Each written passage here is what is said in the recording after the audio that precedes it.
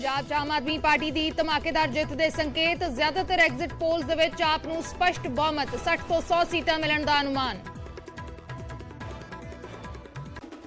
कांग्रेस नूं भुगतना पै सकता है अंदरूनी खाना जंगी का नतीजा। 30 सीटां के आस-पास सिमट सकती है सत्ताधारी पार्टी। सिर्फ इंडिया टीवी के सर्वे च कांग्रेस नूं दिखाया गया सब तो वड्डी पार्टी। सीएम चन्नी बोले 10 मार्च तक का करो इंतजार। एग्जिट पोल्स च अकाली दल नूं झटका। एक बार फिर सत्ता तो दूर रह सकता है अकाली दल। तीसरे नंबर ते आउण दा अनुमान। अकाली दल ने नकारे एग्जिट पोल के अंकड़े।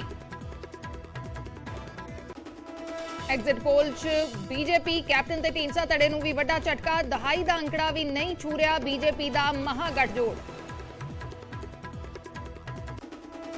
विक्रम मजीठिया की न्यायिक हिरासत अज हो रही खत्म। मोहाली कोर्ट च कीता जाएगा पेश। ड्रग मामले च मजीठिया खिलाफ दर्ज है केस।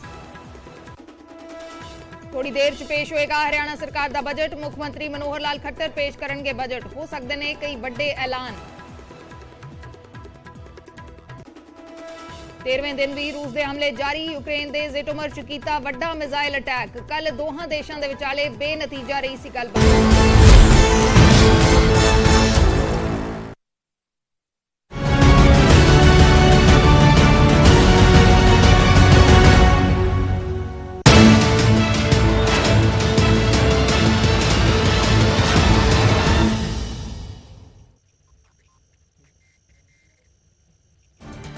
ब्रेक के बाद सारे दर्शकों का स्वागत है। न्यूज़ 18 पंजाब ते 2022 के सियासी अखाड़े को लैके महा कवरेज जारी है क्योंकि कुछ ही घंटे बाकी बचे ने। कल ठीक सवेरे 8 बजे वोटां की गिणती शुरू होगी तो दोपहर तक साफ हो जाएगा कि आखिरकार 2022 के सिंघासन से कौन बैठण दे विच कामयाब होंदा है। इत्थे एक एक हल्के की तुहानूं तस्वीर दस रहे हैं। उत्ते हॉट सीटां की गल कर रहे हैं, वड्डे चेहरिਆਂ की गल कर रहे हैं, जिस ते कि सारिਆਂ दी नज़रां टिकीਆਂ होईਆਂ ने कि आखिरकार इन्हां सीटां ते हल्किਆਂ दे विचों कौन बाजी मारेगा। तुहानूं चमकौर साहिब के हल्के की पूरी तस्वीर विखाउने हैं। गल चमकौर साहिब की की जाए तो कांग्रेस पार्टी के उम्मीदवार ने चरणजीत सिंह चन्नी 2007 तो इस हल्के तो लगातार जित दर्ज करते आए हैं। चमकौर साहिब तो आम आदमी पार्टी के उम्मीदवार ने डॉक्टर चरणजीत सिंह तो बीएसपी के वलों हरमोहन सिंह संधू को चोण मैदान के उतारिया गया। हुण सवाल है कि इन्हां तिन्हां दे विचों बाजी कौन मारदा है कि चरणजीत सिंह चन्नी अपनी जित को बरकरार रखने के कामयाब होंगे ने, क्योंकि भदौड़ तो भी कांग्रेस पार्टी के उम्मीदवार ने चरणजीत चन्नी। तो हुण सवाल है कि दोवां तो जित दर्ज करते हैं या किसी सीट तो हार का भी सामना करना पैंदा है। तो चमकौर साहिब की सीट की वड्डी हॉट सीट होने की वजह यही है कि चरणजीत सिंह चन्नी जिहड़े कांग्रेस पार्टी के सीएम फेस भी ने ते कांग्रेस पार्टी के चमकौर साहिब तो उम्मीदवार भी ने। अगली सीट की गल करते हैं। अगली हॉट सीट है जलालाबाद सीट पर भी सारे नज़र टिकीਆਂ ने कि हॉट सीट होने की वड्डी वजह यह है कि अकाली दल के सीएम फेस सुखबीर सिंह बादल जलालाबाद तो एक बार फिर उम्मीदवार ने। 2009 के विच जिमनी चोण लड़ते हैं, जित दर्ज करते हैं। 2009 तो लगातार जितते आ रहे हैं। तो इस बार जेकर जित दर्ज करते हैं तो चौका मारने के कामयाब होंगे सुखबीर सिंह बादल। उत्थे दूजियां पार्टियां की गल की जाए तो मोहन सिंह फड़ियावाला नूं कांग्रेस पार्टी के चोण मैदान च उतारिया गया। आम आदमी पार्टी के उम्मीदवार ने जगदीप गोल्डी कंबोज। तो सिद्ध तौर पर हालांकि 2017 के विच इस हल्के की तस्वीर वक्री सी। सुखबीर सिंह बादल के खिलाफ आप दे वल्लों भगवंत मान नूं मैदान च उतारिया गया, कांग्रेस के वल्लों रवनीत बिट्टू नूं मैदान च उतारिया गया। 2017 में सुखबीर सिंह बादल जित दर्ज करते हैं। हालांकि उस तो बाद 2019 दी लोक सभा चोणां उन्हां दे वल्लों लड़ीਆਂ ਜਾਂਦੀਆਂ ने, जित दर्ज करते। उस तो बाद जिमनी चोण होंदी है जलालाबाद दे विच। तुहानूं ये पूरी तस्वीर विखा रहे हैं जलालाबाद की। अगली सीट की गल करते हैं। अगली सब तो ज़्यादा हॉट सीट है धूरी दी हॉट सीट होने की सब तो वड्डी वजह वड्डा फैक्टर है भगवंत मान आम आदमी पार्टी के सीएम फेस भी ने, आम आदमी पार्टी पंजाब के प्रधान भी ने, संगरूर तो लोक सभा मैंबर भी ने। तो धूरी तो ही उन्होंने वलों 2022 की चोण लड़ेगी 20 फरवरी को। हालांकि वोटर अपने वोट के हक का इस्तेमाल कर चुके हैं। हुण धूरी का किंग कौन बनता है, क्योंकि सीधा मुकाबला कांग्रेस पार्टी के उम्मीदवार दलवीर गोल्डी के नाल है तो अकाली दल के उम्मीदवार ने प्रकाश चंद गर्ग। सारिਆਂ ਦੀਆਂ नज़रां पूरे पंजाब ਦੀਆਂ नज़रां हर पार्टी ਦੀਆਂ नज़रां टिकीਆਂ होईਆਂ ने कि आखिरकार इस सीट तो बाजी कौन मारदा है तो धूरी का धुरंधर कौन बनने विच कामयाब होंदा है। अगली हॉट सीट की गल करते हैं। सब तो ज़्यादा हॉट सीट है अमृतसर ईस्ट, अमृतसर पूर्वी हल्के ते सब ਦੀਆਂ नज़रां ने दो दिग्गज चोण मैदान दे विच ने। एक पासे कांग्रेस पार्टी के दिग्गज पंजाब कांग्रेस के प्रधान नवजोत सिंह सिद्धू, दूजे पासे विक्रम सिंह मजीठिया श्रोमणी अकाली दल के उम्मीदवार ने ते आप दे उम्मीदवार ने जीवनजोत कौर। पर इन्हां दो दिग्गजां ते सारिਆਂ नज़रां ने कि दोवां दे विचों बाजी कौन मारदा है, क्योंकि विक्रम सिंह मजीठिया हालांकि 2007 तो लगातार मजीठे तो चोण लड़ते आए, जित भी दर्ज करते हैं। पर इस बार पहली बार नवजोत सिंह सिद्धू के खिलाफ अमृतसर पूर्वी तो मैदान में उतरे, क्योंकि नवजोत सिंह सिद्धू के वलों चुनौती दी गई सी विक्रम मजीठिया नूं इकल्ले अमृतसर पूर्वी तो चोण लड़न दी। उस चुनौती को स्वीकार किया, चोण लड़ी गई। तो हुण ਕੱਲ ਨੂੰ ਇਹਨਾਂ ਦੋਵਾਂ ਦਿਗਜਾਂ ਦੀ ਕਿਸਮਤ ਦਾ ਫੈਸਲਾ ਹੋਵੇਗਾ ਕਿ ਅੰਮ੍ਰਿਤਸਰ ਪੂਰਬੀ ਦਾ ਕਿੰਗ ਸਰਤਾਜ ਰਾਜਾ ਕੌਣ ਬਣਦਾ ਹੈ। ਅਗਲੀ ਗੱਲ ਕਰਾਂਗੇ, ਅਗਲੀ ਹੌਟ ਸੀਟ ਹੈ ਪਟਿਆਲਾ ਸ਼ਹਿਰੀ। ਪਟਿਆਲਾ ਸ਼ਹਿਰੀ ਤੇ ਸਾਰੀਆਂ ਦੀਆਂ ਨਜ਼ਰਾਂ ਨੇ। ਪਟਿਆਲਾ ਸ਼ਹਿਰੀ ਦੀ ਹੌਟ ਸੀਟ ਹੋਣ ਦੀ ਵੱਡੀ ਵਜ੍ਹਾ ਕੈਪਟਨ ਅਮਰਿੰਦਰ ਸਿੰਘ, ਵੱਡਾ ਚਿਹਰਾ, ਵੱਡਾ ਸਿਆਸੀ ਤਜਰਬਾ ਰੱਖਦੇ ਨੇ। ਹਾਲਾਂਕਿ ਇਸ ਵਾਰ ਜਿਹੜਾ ਉਹਨਾਂ ਦਾ ਪਾਰਟੀ ਬਦਲ ਚੁੱਕੀ ਹੈ, ਪਾਰਟੀ ਦਾ ਚੋਣ ਨਿਸ਼ਾਨ ਬਦਲ ਚੁੱਕਾ ਹੈ। 2017 ਦੇ ਵਿੱਚ ਇਸੇ ਹਲਕੇ ਤੋਂ ਸੀਟ ਤੋਂ ਚੋਣ ਲੜੇਗੀ ਉਹਨਾਂ ਦੇ ਵੱਲੋਂ ਜਿੱਤ ਦਰਜ ਕੀਤੀ ਗਈ, ਪਰ ਉਸ ਤੋਂ ਬਾਅਦ ਜਿਵੇਂ ਕਿ ਕੈਪਟਨ ਅਮਰਿੰਦਰ ਨੂੰ ਹਟਾ ਕੇ ਤੇ ਚਰਨਜੀਤ ਚੰਨੀ ਨੂੰ ਸੀਐਮ ਬਣਾਇਆ ਜਾਂਦਾ ਹੈ, ਆਪਣੀ ਪਾਰਟੀ ਬਣਾਉਂਦੇ ਨੇ। ਪੰਜਾਬ ਲੋਕ ਕਾਂਗਰਸ ਬੀਜੇਪੀ ਨਾਲ ਗੱਠਜੋੜ ਹੈ ਤੇ ਇੱਕ ਵਾਰ ਫਿਰ PLC ਦੇ ਵੱਲੋਂ, ਪੰਜਾਬ ਲੋਕ ਕਾਂਗਰਸ ਦੇ ਵੱਲੋਂ ਕੈਪਟਨ ਅਮਰਿੰਦਰ ਚੋਣ ਮੈਦਾਨ ਦੇ ਵਿੱਚ ਨੇ। ਵਿਸ਼ਨੂੰ ਸ਼ਰਮਾ ਕਾਂਗਰਸ ਪਾਰਟੀ ਦੇ ਉਮੀਦਵਾਰ ਨੇ, ਸ਼੍ਰੋਮਣੀ ਅਕਾਲੀ ਦਲ ਦੇ ਹਰਪਾਲ ਜਨੇਜਾ ਨੇ। ਹੁਣ ਸਵਾਲ ਹੈ ਕਿ ਕੀ ਕੈਪਟਨ ਅਮਰਿੰਦਰ ਆਪਣਾ ਕਿਲਾ ਬਚਾਉਣ ਦੇ ਵਿੱਚ ਕਾਮਯਾਬ ਹੁੰਦੇ ਨੇ ਜਾਂ ਨਹੀਂ। ਅਗਲੀ ਗੱਲ ਕਰਦੇ ਹਾਂ, ਸਭ ਤੋਂ ਜ਼ਿਆਦਾ ਹੌਟ ਸੀਟ ਹੈ ਲੰਬੀ ਹੌਟ ਸੀਟ ਹੋਣ ਦੀ ਵੱਡੀ ਵਜ੍ਹਾ ਹੈ ਅਕਾਲੀ ਦਲ ਦੇ ਸਰਪ੍ਰਸਤ ਪ੍ਰਕਾਸ਼ ਸਿੰਘ ਬਾਦਲ। ਇੱਕ ਵਾਰ ਫਿਰ 94 ਸਾਲ ਦੀ ਉਮਰ ਦੇ ਵਿੱਚ ਲੰਬੀ ਦੇ ਚੋਣ ਮੈਦਾਨ ਦੇ ਵਿੱਚ ਉਤਰੇ ਹੋਏ ਨੇ ਪ੍ਰਕਾਸ਼ ਸਿੰਘ ਬਾਦਲ। ਲੰਬੀ ਸੀਟ ਦੀ ਗੱਲ ਕੀਤੀ ਜਾਵੇ ਤਾਂ ਲੰਬੀ ਤੋਂ ਲਗਾਤਾਰ 1997 ਤੋਂ ਲੈ ਕੇ ਹੁਣ ਤੱਕ ਪ੍ਰਕਾਸ਼ ਸਿੰਘ ਬਾਦਲ ਜਿੱਤਦੇ ਆ ਰਹੇ ਨੇ। ਜੇ ਇਸ ਵਾਰ ਵੀ ਜਿੱਤ ਦਰਜ ਕਰਦੇ ਨੇ, ਛੱਕਾ ਮਾਰਨ ਦੇ ਵਿੱਚ ਕਾਮਯਾਬ ਹੋਣਗੇ। ਹਾਲਾਂਕਿ 1992 ਦੇ ਵਿੱਚ ਅਕਾਲੀ ਦਲ ਦੇ ਵਿੱਚ ਚੋਣਾਂ ਦਾ ਬਾਈਕਾਟ ਕੀਤਾ ਗਿਆ। ਉਸ ਤੋਂ ਪਹਿਲਾਂ ਗਿੱਦੜਬਾਹਾ ਤੋਂ ਚੋਣ ਲੜਦੇ ਆਏ, ਜਿੱਤਦੇ ਆਏ ਨੇ ਪ੍ਰਕਾਸ਼ ਸਿੰਘ ਬਾਦਲ, ਤੇ ਲੰਬੀ ਤੋਂ 1997 ਤੋਂ ਚੋਣ ਲੜ ਰਹੇ ਨੇ।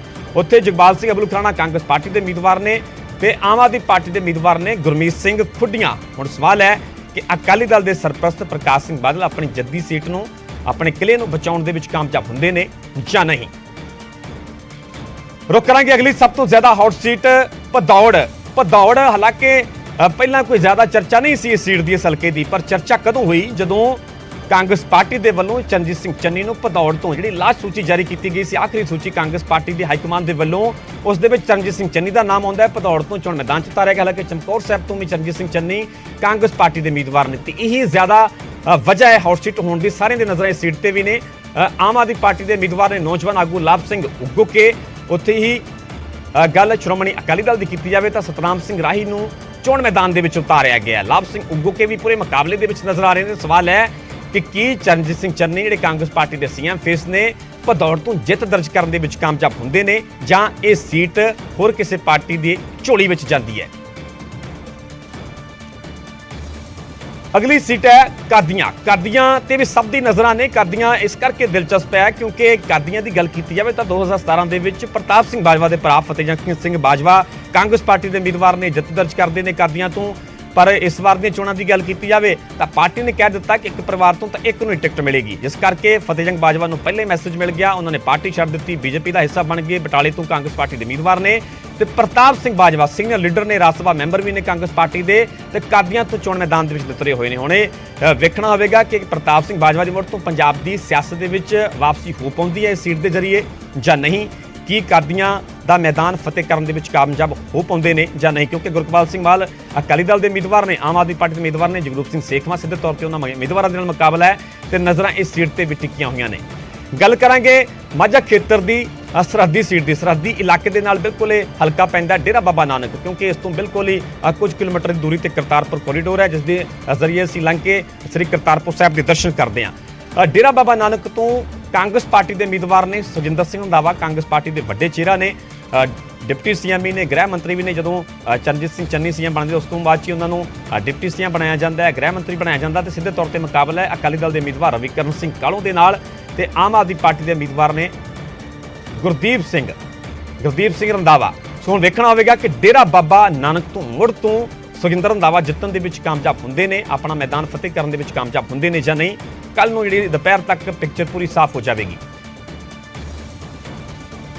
ਗੱਲ ਕਰਦੇ ਹਾਂ ਅਗਲੀ ਸੀਟ ਦੀ। ਅਗਲੀ ਸੀਟ ਹੈ ਬਠਿੰਡਾ ਅਰਬਨ। ਤੁਹਾਨੂੰ ਇੱਕ ਸੀਟ ਨੂੰ ਲੈ ਕੇ ਪੂਰੀ ਪਿਕਚਰ, ਪੂਰੀ ਤਸਵੀਰ ਦੱਸ ਰਹੇ ਹਾਂ ਕਿ ਕੱਲ ਨੂੰ ਇਹਨਾਂ ਵੱਖ-ਵੱਖ ਉਮੀਦਵਾਰਾਂ ਦੀ ਕਿਉਂਕਿ ਕਿਸਮਤ ਦਾ ਫੈਸਲਾ ਹੋਣਾ ਹੈ। ਬਠਿੰਡਾ ਸ਼ਹਿਰੀ ਹਲਕਾ ਹੈ। ਬਠਿੰਡਾ ਸ਼ਹਿਰੀ ਹਲਕੇ ਦੀ ਗੱਲ ਕੀਤੀ ਜਾਵੇ ਤਾਂ ਮਨਪ੍ਰੀਤ ਸਿੰਘ ਬਾਦਲ ਕਾਂਗਰਸ ਪਾਰਟੀ ਦੇ ਉਮੀਦਵਾਰ ਨੇ।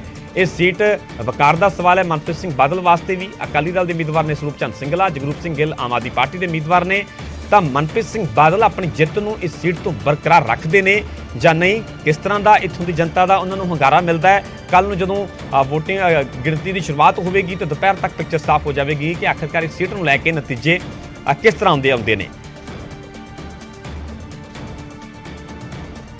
ਅਗਲੀ ਸੀਟ ਹੈ ਅੰਮ੍ਰਿਤਸਰ ਸੈਂਟਰਲ ਨੂੰ ਲੈ ਕੇ ਪੂਰੀ ਤੁਹਾਨੂੰ ਪਿਕਚਰ ਦੱਸਦੇ ਹਾਂ, ਪੂਰੀ ਤਸਵੀਰ ਦੱਸਦੇ ਹਾਂ ਕਿ ਕਿਹੜੇ ਪਾਰਟੀ ਦੇ ਕਿਹੜੇ ਉਮੀਦਵਾਰ ਨੇ। ਓਮ ਪ੍ਰਕਾਸ਼ ਸੋਨੀ ਵੱਡੇ ਆਗੂ ਨੇ ਲਗਾਤਾਰ 1997 ਤੋਂ ਸੀਟ ਤੋਂ ਜਿੱਤਦੇ ਆ ਰਹੇ ਨੇ। ਛੱਕਾ ਮਾਰਨ ਦਾ ਮੌਕਾ ਇਸ ਵਾਰ ਕਾਂਗਰਸ ਪਾਰਟੀ ਨੇ ਇੱਕ ਵਾਰ ਫਿਰ ਓਪੀ ਸੋਨੀ ਨੂੰ ਚੋਣ ਮੈਦਾਨ ਦੇ ਵਿੱਚ ਉਤਾਰਿਆ। ਡਿਪਟੀ ਸੀਐਮ ਨੇ ਜਦੋਂ ਚਰਨਜੀਤ ਚੰਨੀ ਸੀਐਮ ਬਣਦੇ ਨੇ ਡਿਪਟੀ ਸੀਐਮ ਬਣਾਇਆ ਜਾਂਦਾ। ਡਾਕਟਰ ਅਜੇ ਗੁਪਤਾ ਆਮ ਆਦਮੀ ਪਾਰਟੀ ਦੇ ਉਮੀਦਵਾਰ ਨੇ, ਡਾਕਟਰ ਚਾਵਲਾ ਬੀਜੇਪੀ ਦੇ ਉਮੀਦਵਾਰ ਨੇ। ਤਾਂ ਸਵਾਲ ਹੈ ਕਿ ਓਪੀ ਸੋਨੀ ਕੀ ਦੁਬਾਰਾ ਇੱਥੋਂ ਜਿੱਤਣ ਦੇ ਵਿੱਚ ਕਾਮਯਾਬ ਹੁੰਦੇ ਨੇ ਜਾਂ ਨਹੀਂ।